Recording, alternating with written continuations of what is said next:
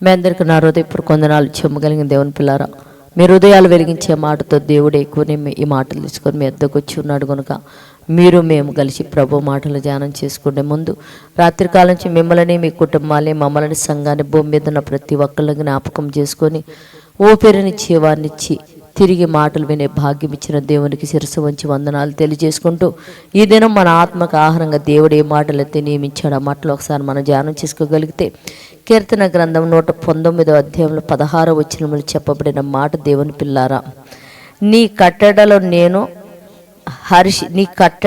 నేను హర్షించెదను, నీ వాక్యము నేను మరువైక ఉందును. అంటే దేవుని కట్టడలు ఎందంట హర్షించుతాడంట, ఆయన వాక్యమునంట మరువక ఉండును అన్నాడు. అంటే దేవుని కట్టడలను బట్టి హర్షించడం అంటే గంతులు వేయటం, దేవుని పిల్లరా గొప్పగా తలంచుకోవటం అంట. రెండోది ఏంటంటే దేవుని వాక్యమునంట జ్ఞాపకం పెట్టుకున్నాడంట. దేవుని పిల్లారా మరుగు చేయకుండా జ్ఞాపకం పెట్టుకున్నాడంట.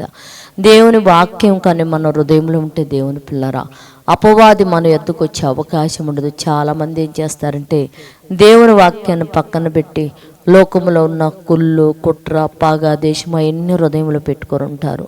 అందుకని చెప్పేసి అపవాది అట్టి వారిని త్వరగా పట్టుకుంటుంది. అయితే ఈయనైతేనంట ఆయన కట్టడలేందేమో ఏమండి, ఆయన కట్టడలందు హర్షిస్తున్నాడంట.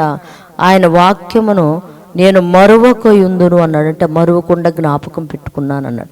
ఇలాంటి వాళ్ళు ఎవరైతే దేవుని వాక్యమును మరువక జ్ఞాపకం పెట్టుకుంటారో అట్టి వారి దగ్గరికి సాతాను వచ్చే అవకాశం లేదు.